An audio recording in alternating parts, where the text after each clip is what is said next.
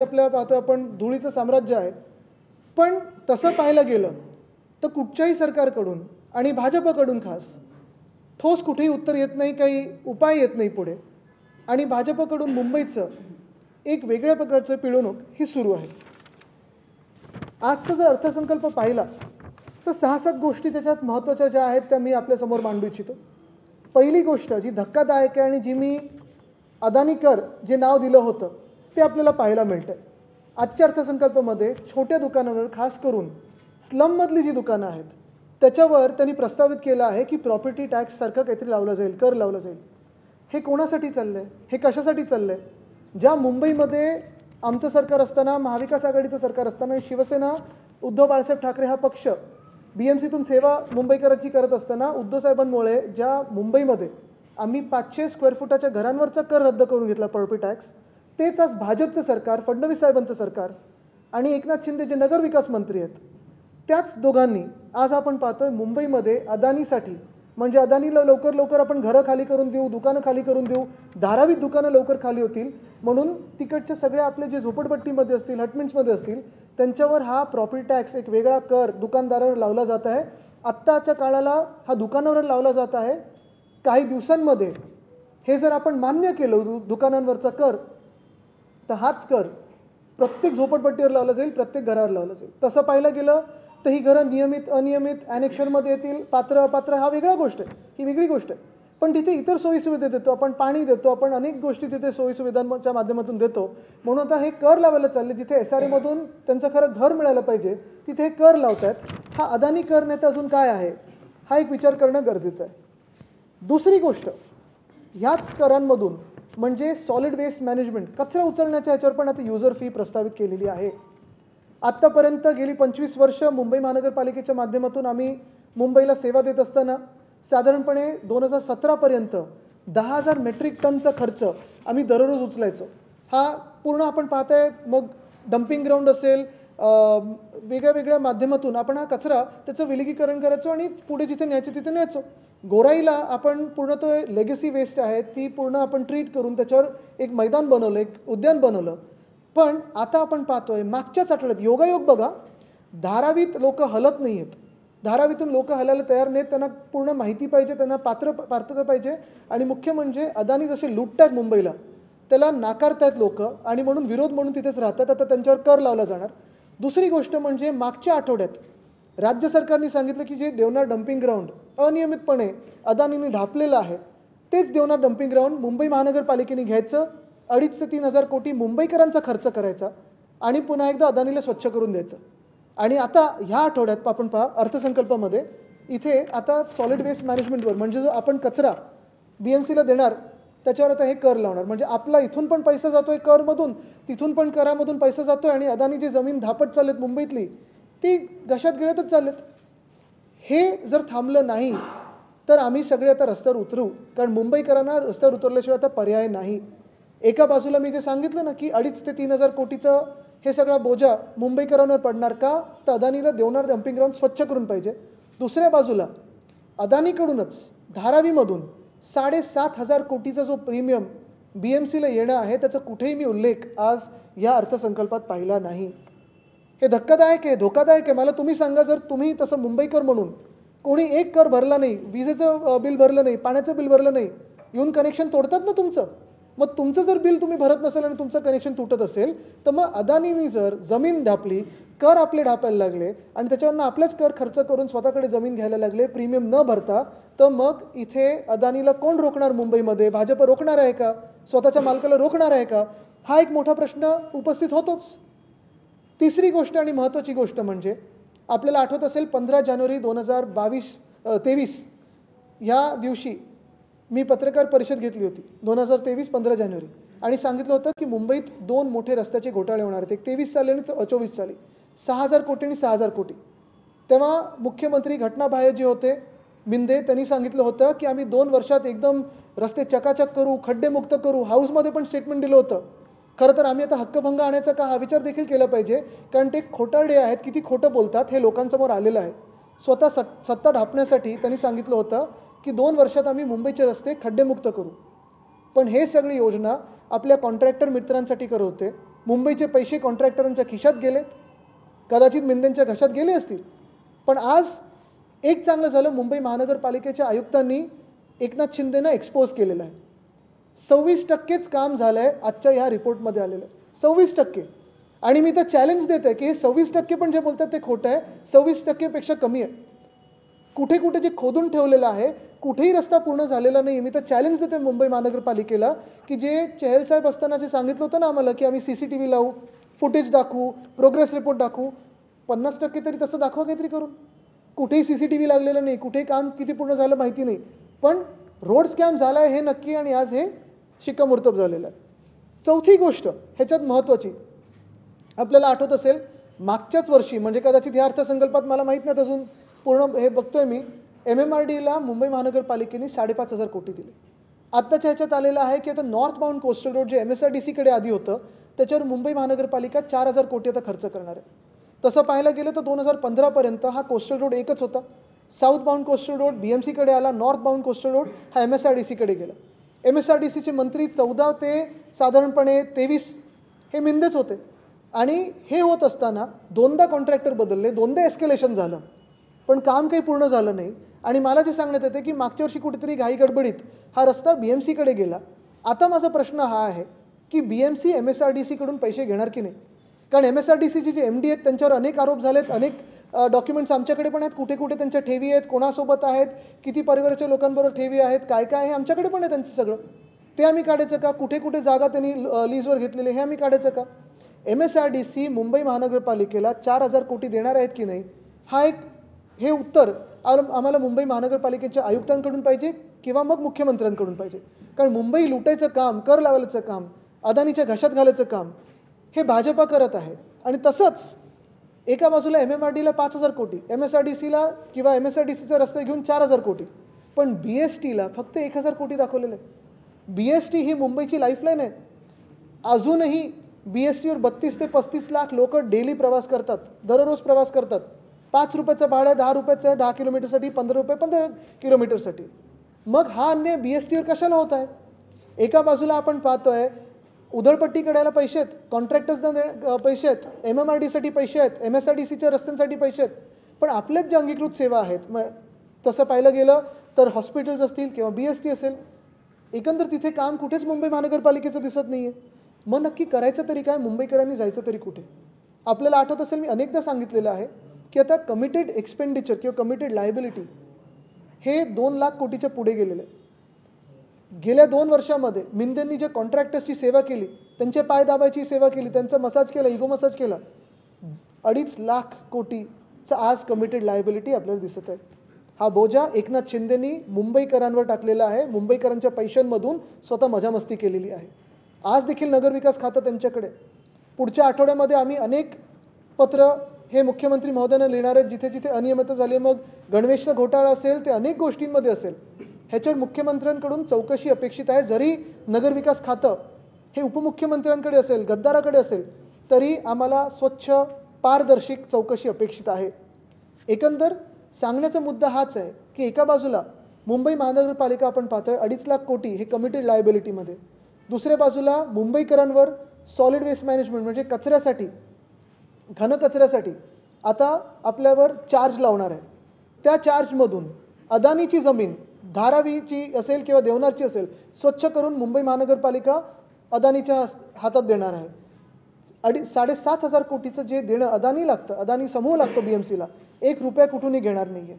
तसंच आपण पाहिलं असेल दुकानदार, छोटे दुकानदार, झोपडपट्टीमध्ये जे दुकानदार आहेत त्यांच्यावर आता मुंबई महानगरपालिका जी भाजप चालवते सध्या, कारण तिथे महापौर नाही आहे, तेच भाजप ह्या छोट्या दुकानदारांवर देखील कर लावणार आहे.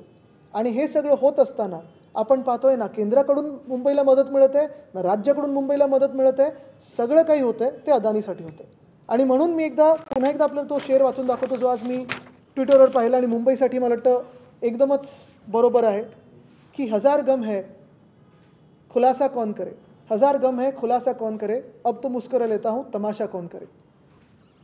आज के बजट को आप कैसे देख रहे हैं? BMC ने कहा है कि देश में सबसे बड़ा बजट हमने पेश किया है 74,000 बिल्कुल, देश में सबसे बड़ा लूटने वाला बजट आज पेश हुआ है. इसमें अगर आप देखें तो अदानी टैक्स जो मैं पहले से कहता आया था कि जो अदानी टैक्स हम पे लगने वाला है, मुंबई पे लगने वाला है, आज लगभग लग ही गया है। क्योंकि सॉलिड वेस्ट मैनेजमेंट में अगर यूज़र फी यानी कचरा उठाने के लिए मुंबईकरों को एक चार्ज लगने वाला है, जो छोटी दुकानें हैं, खास करके झुग्गियों में दुकानें हैं, उस पर प्रॉपर्टी टैक्स लगने वाला है। यानी एक तरफ आप देखिए, उद्धव जी की जो सरकार थी उन्होंने 500 स्क्वायर फुट तक घरों पे एक प्रॉपर्टी टैक्स था वो रद्द किया था, और आज भाजपा की सरकार है जो झुग्गियों हो या छोटे दुकानदार हो उन पे प्रॉपर्टी टैक्स लगा रही है। हर एक आम मुंबईकर पे सॉलिड वेस्ट मैनेजमेंट यानी जो कचरा है उसको कचरा फेंकने के लिए टैक्स लगा रही है, और यही टैक्स के पैसे से देवनार की जो ज़मीन है जिसपे 3000 करोड़ का खर्चा होने वाला है अदानी के हाथों देने के लिए, वो इस्तेमाल करने वाले। तो ये अदानी टैक्स ने तो क्या है, और यही धारावी से जो 7,500 करोड़ बीएमसी को आने हैं वो तो लिए नहीं है। गवर्नमेंट के ड्यूज लगभग 10,000 करोड़ के हैं, उसमें से 6,000 करोड़ स्टेट गवर्नमेंट बीएमसी को पैसा देने को अभी भी बाकी है बात, और उसमें से 6,000 करोड़ सिर्फ स्कूल एजुकेशन की। यानी जो भाजपा की सरकार है 6,000 करोड़ शिक्षा व्यवस्था को दे नहीं पाती है। एक तरफ आप देखिए दिल्ली में आम आदमी पार्टी की शिक्षा व्यवस्था पे उन्होंने फोकस किया, स्कूलों को ठीक किया, बेसिक प्राइमरी एजुकेशन को ठीक किया, सेकेंडरी एजुकेशन को ठीक किया। हमारे समय में हमने सीबीएसई हो, आईसीएसई हो, आईबी हो, काफ़ी सारे काम किए। जैसे अभी साईनाथ हमारे साथ यहाँ बैठे, उन्होंने तो एजुकेशन कमेटी में काम किया। लेकिन शायद यही भाजपा की सरकार है जिन्होंने स्कूल एजुकेशन की जो ड्यूज़ है अभी भी 6,000 करोड़ के बीएमसी को दिए नहीं है।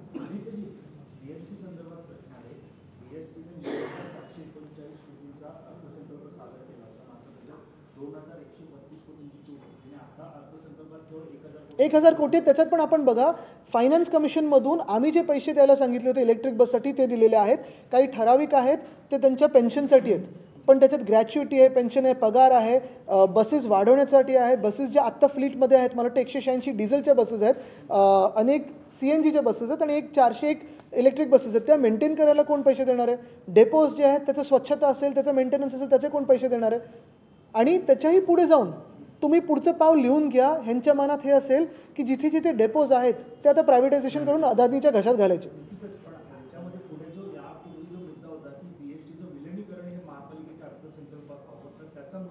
बघा तुम्ही सांगू का, विलिगीकरण एक मुद्दा होऊ शकतो, तसं एसटीच्या पण कर्मचाऱ्यांची मागणी होतीच ना, आणि तेव्हा भाजपच रस्त्यावर होती। आता मध्ये कोणावर तरी आरोप झालेत की ते पैसे खाल्ले त्यांनी, ते सगळं जरी होत असलं तरी बेसिक मुद्दा हा राहतो ना की तुम्ही जे पैसे देणं लागता तुम्ही MMRDला देऊ शकता। MSRDचा रस्ता घेता आणि 4,000 कोटी दाखवता, मग BST आम्ही तर मदत केली होती आमच्या सरकारच्या वेळी, तुम्ही का नाही करू शकत BSTला? तुम्ही एका बाजूला MMRDला 5,000 कोटी मुंबई महानगरपालिकेची देता, त्याच MMRDच्या BKC मधली जागा फुकट तुम्ही देताय बुलेट ट्रेनसाठी। काय संबंध आहे मुंबई आणि त्या बुलेट ट्रेनचा? कोणाचा फायदा होणार आहे? गुजरातचा होणार आहे, मुंबईचा कुठे होणार आहे? एक मिनिट, एक बेस्टच्या ज्या बसेस आहेत त्या वेट लिस्टवर चालतात, त्यामुळे बेस्ट खूप तोट्यात जाते। ही गोष्ट बघून एसटीनं आता असा नवीन निर्णय घेतलेला आहे की येत्या काळात ते वेट लिस्टवरच्या बसेस घेणार नाही, ते स्वमालकीच्या बसेस होतील। तुम्हाला सांगू ह्याच्यात थोडी ह्याच्यात नाही तुम्हाला सांगतो ह्याच्यात चर्चा थोडी मोठी आणि व्यापक झाली पाहिजे, कारण कधी कधी काय एक व्ह्यू असतो, वेटलिस्ट म्हणजे ओपेक्स आणि कॅपेक्स तुम्ही कसा वापरता ह्याच्यावर पण एक व्ह्यू असू शकतो। फेम 1मध्ये इलेक्ट्रिक बसेससाठी केंद्र सरकारचं होतं की कॅपेक्सच म्हणजे तुम्ही विकतच घ्यायच्या। ओपेक्स मॉडेलमध्ये काय होतं की तुम्ही पर किलोमीटर जो कोणी तुमच्यासाठी चालवतोय त्याला तुम्ही पैसे देऊ शकता। आता तुम्ही कुठच्या मनस्थितीतून काम करता हे काय, काही काही वेळा तुम्ही एखाद्या बसेस त्या विकत घेतल्यानंतर काही ठराविक वर्षांतर त्या लायबिलिटी होतात, तुमचं मेंटेनन्स तुमच्यावर येतो। ज्या ओपेक्स मॉडेलवर चालतात त्या लायबिलिटी तुमच्यावर येत नाही, रिपेअर वगैरे ते सगळं कॉन्ट्रॅक्टरवर असतं। प्रॉब्लेम कुठे झाला आहे की आत्ता जे सगळे ओपेक्सवर घेतलेत काही काही लोकांचं ट्रेनिंगचे तास पूर्ण न होता यांनी लावलेले आहेत। दुसरी गोष्ट काय झाली आहे की 2,500 बसेस, आपला प्लॅन काय होता की 2027 पर्यंत 10,000 इलेक्ट्रिक बसेस आपण आणणार होतो मुंबईत, जी गरज आहे आता। हे काय करतात आता त्यांनी कमी केलेत, 1800 की 1900 बसेस चालतात, तेव्हा गर्दी वाढते, तेव्हा ड्रायव्हरवर ताण जास्ती पडतो तुम्हाला, तेव्हा फेऱ्या जास्ती वाढवायला लागतात कारण बसेसच तुमच्या कमी आहेत। तर फायनान्शियली तुम्हाला काय वायबल आहे हे त्या त्या संघटनेनी किंवा त्या त्या एजन्सीनी विचार करून काम करणं गरजेचं आहे। मला वाटत नाही त्याच्यात तुम्ही दुरुस्ती केली तर ठीक होऊ शकतं, पण जसं मी सांगितलं ना की एक पलीकडचा व्ह्यू पण बरोबर असू शकतो, त्याच्यात मोठी चर्चा व्हायला पाहिजे। आता तुम्हाला आठवतो गेले 2.5 वर्ष भाजपने तर राज्य सरकार वेटलिस्ट केलं होतं एकनाथ शिंदेना। मुंबई महापालिकेच्या ज्या ठेवी आहेत जवळपास 90,000 कोटी होत्या, सकते हैं? ऐका, तुम्हाला त्याच्यात पण एक सांगतो, कॅल्क्युलेशन बेसिक सोपं आहे. जेव्हा 1997मध्ये शिवसेना सत्तेत आली तेव्हा साधारणपणे 600 कोटीचं तूट होती आणि ते करत करत कुठेही आपण कर न वाढवता काही काही गोष्टी जसं फंजिबल FSI 2012मध्ये, आज त्याचा उल्लेख पण आला आहे, तेव्हा आमचं सरकार होतं BMCमध्ये. नंतर प्रॉफिट टॅक्स जेव्हा आपण हे प्रीमियम कमी केले 50% कोविडमध्ये आणले तेव्हा पण उत्पन्न वाढले आणि त्याच्यावर आज तरंगलेली आहे. उलटा आम्ही हे पण सांगत होतो की ऑक्ट्रॉय देखील मुंबईसाठी महत्त्वाचं होतं. आज GSTचं देणं येत नाही वेळेवर, तरी देखील फंजिबल FSI असेल, अनेक ह्या वेगळ्या गोष्टी करून स्कीम्स करून आपण हे ठेवी 600 कोटी डेफिसिटमधून 92,000 कोटीच्या सरप्लसमध्ये 22पर्यंत आणल्या. आता आपण अनेक वर्ष रिपोर्टिंग करताय, आपल्याला आठवत असेल प्रत्येक अर्थसंकल्पामध्ये आपण प्रत्येक पैसा हा कुठच्या स्कीमला जोडलेला आहे आपण दाखवायचो. साधारणपणे 12-12.5 कोटी कोस्टल रोडला होते, GMLRसाठी 8-8.5 कोटी होते, STPसाठी काही ठराविक होते, पेन्शनसाठी असेल, शिक्षणासाठी असेल. ह्या लोकांनी काय केलं, अर्थात एका काळानंतर ह्या ठेवी होत्या त्या तुटणारच होत्या, कारण आपल्याला ते वापरायचे असतात.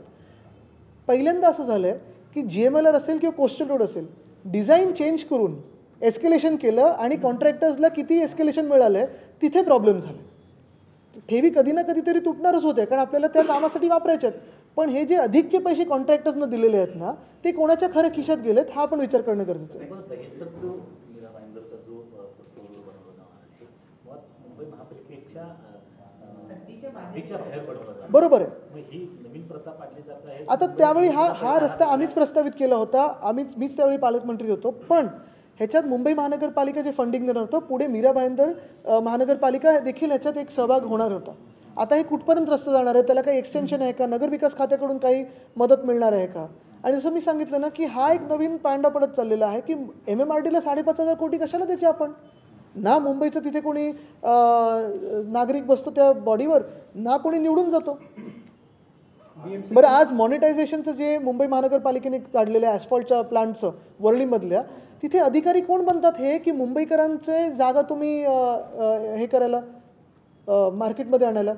जोपर्यंत तिथे महापौर नाहीत, स्थानिक नगरसेवक नाहीत, तोपर्यंत तुम्ही कोण बनता? तुम्हाला कोणी अधिकार दिलेत? कुठच्या लोकशाहीमध्ये अधिकारांना अधिकार आहेत की आम्ही कुठची जागा मार्केटमध्ये बिडिंगसाठी आणू शकतो? तुम्ही आता जसं एक मिनिट मराठी बोलूया. आता जसं तुम्ही म्हणालात की बाकीच्या मुद्द्यांवर आम्ही रस्त्यावर उतरणार आहोत, मग निवडणुकांसाठी अजून का तुम्ही रस्त्यावर? कारण आम्ही आता कोर्टात उतरतो ना सतत. बघा आता काय झालंय, 22 तारखेची तारीख आता 28वर गेली, 28ची आता 25 गेली.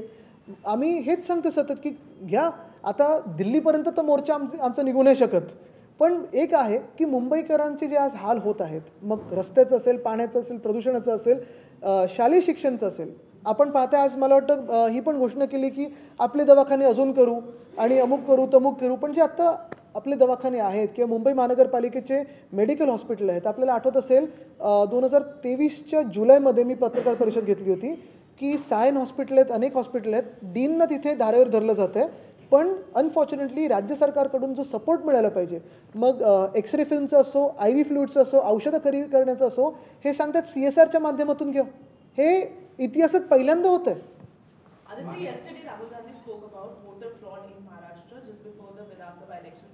He mentioned that 7,000 voters were from the same address in Shirdi. However, our Times Now report has, been there and we visited that entire location, and what it mentions is that there is no such place that 7,000 people have got the same address. See, I mean, I wouldn't fully go by Times Now because of its tilt, with all due respect, with what I have faced, also with what our party has faced also. Having said that, I'm guessing you do, like, not you individually, but just as the channel. Having said that, with all due respect to Times Now, I think I would also request Times Now to go into the 76 lakh extra voters who voted after voting time has stopped, and to seek the footage, video footage from the Election Commission. I'm not saying that your report is wrong. I'm not saying it's fully fair or unfair. I am just saying I would also love Times Now to investigate further into 76 lakh extra voters. And tomorrow in Delhi, what I have tweeted also, I've requested everyone to keep a watch on the last hour voting. Aditya ji, दो अलग मामले, एक तो 76 lakh vote का मामला जो आप बोल रहे हैं 6 बजे के बाद का, और एक कल राहुल गांधी ने उठाया कि 70 लाख नए वोटर्स जो है वो 47 लाख 70 लाख उन्होंने 70 लाख कहा कि वोटर्स जो है वो ऐड किया गया. क्या ये जानकारी आप लोग के पास भी है कि 70 लाख वोटर जो लोकसभा में और विधानसभा के बीच में जोड़े गए हैं? देखिए, जानकारी तो है. कल ही कोर्ट ने अभी एक स्ट्रिक्चर काफ़ी पास की है. कल भी बताया इसी को कि आप फुटेज दिखाइए, तो फुटेज दिखाइए, अगर फुटेज सही है, टोकन उतने दिए हैं तो हम मान लेते हैं। वो अलग मामले, वो 76 लाख वोट्स का है जो 6 बजे के बाद बिल्कुल, पोल हुए, उसको वो लेकर 76 लाख वोट्स के हैं, और ये जो वोटर बढ़े हैं वो कहाँ से आए? यानी जो इतने सालों में नहीं बढ़े हैं वो बढ़ गए। आदित्य, आप दिल्ली मॉडल की बात अभी आप कर रहे थे स्कूल्स को लेकर, वहाँ पर चुनाव के दौरान दिल्ली के करप्शन को बीजेपी ने ज़्यादा मुद्दा बनाया और उन्होंने कहा कि कितने सारे मंत्रियों को जेल में करप्शन के कारण जाना पड़ा, लीकर स्कैम्स और तमाम सारी चीज़ों को, तो उस मॉडल को या दिल्ली की जनता नहीं, को मैं एक ही क्या बताना चाहता हूँ कि कोई भी वो जो एलिगेशन थे बीजेपी के प्रूव नहीं हो पाए।